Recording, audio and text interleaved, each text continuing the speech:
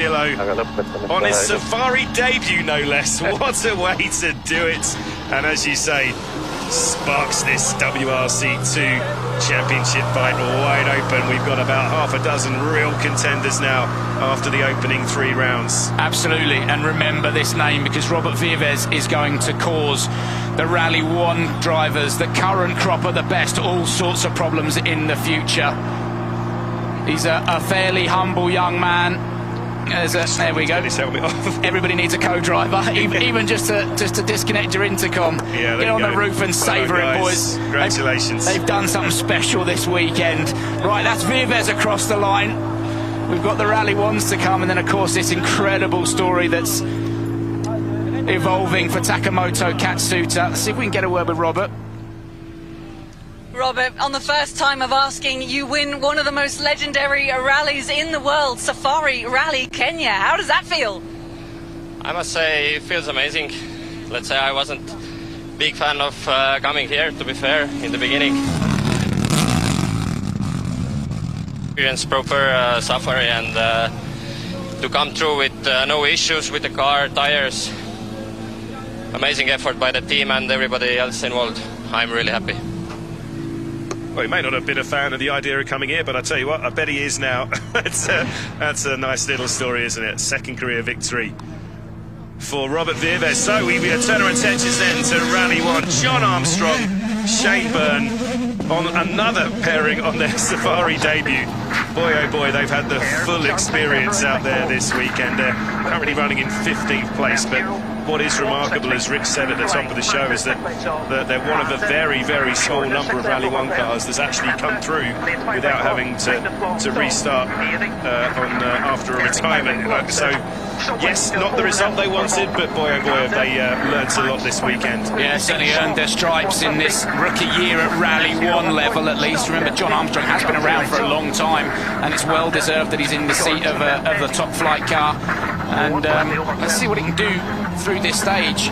There's been discussions if they know that they've got probably the best road conditions of the Rally 1 cars. Can John create a little bit of a surprise here for us?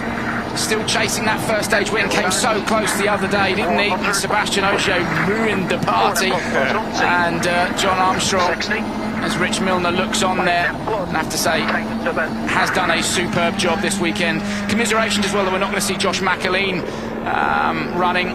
Unfortunately, hydraulic the engine, it took some water in yesterday, and unfortunately weren't able to compete today. Josh actually was one of the victims of the traffic getting out to Hell's Gate, so he's currently wanted to get here to support John, but Josh currently sat in a traffic jam.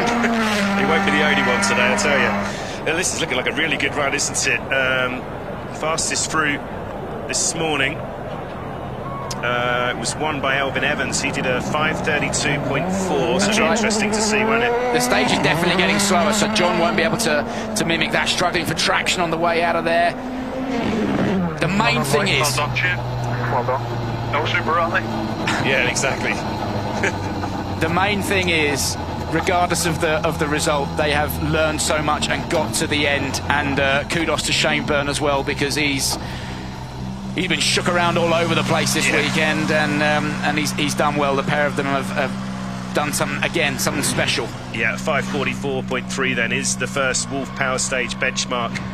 Next to come through will be the championship leader Elvin Evans alongside Scott Martin.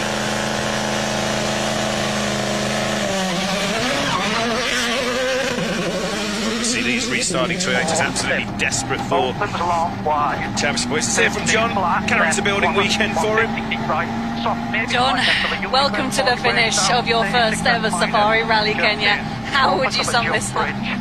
Yeah, it's been such a massive experience through all sorts of different conditions, and yeah, we managed to get through without Super Rally, which is good. We've had a fair share of little issues, and I think that's good that we stuck through with it and got to the end, and actually I think some of our pace has been quite good as well for the first time in the car and gravel, so lots of things learned, lots of experience of the event, and yeah, big thanks to M Sport and everyone that's working hard to keep this car going in the rally, because it's a massive effort from the teams, not just us. So yeah, we're glad to be at the finish, and yeah, it's been such a wild ride. Yeah, wild ride.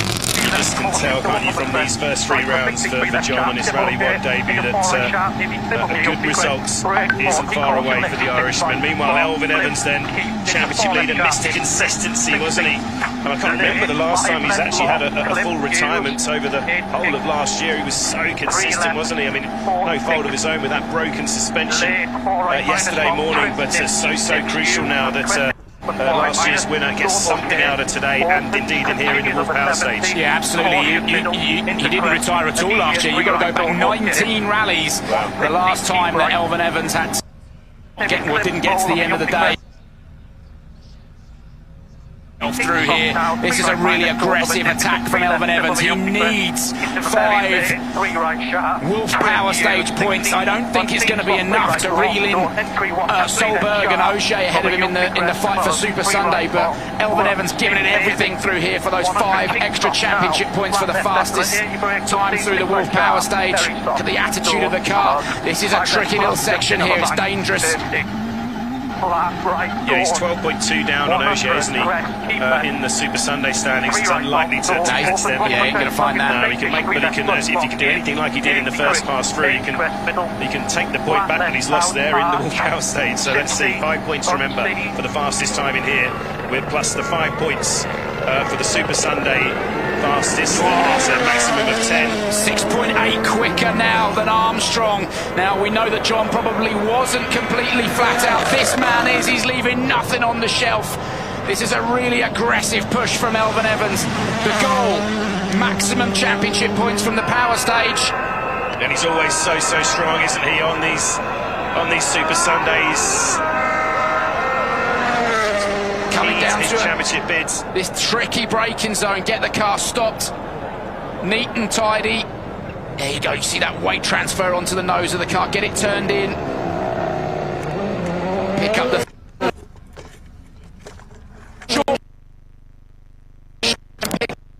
as he can.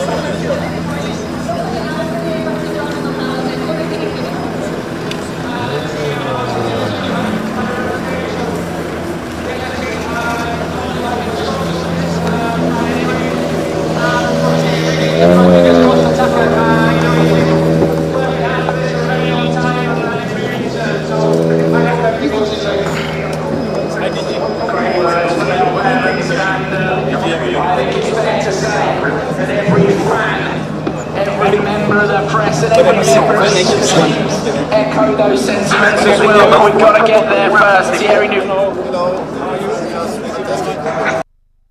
on Elfyn Evans. If we can all just be ready to start our official part of the function with the national anthem.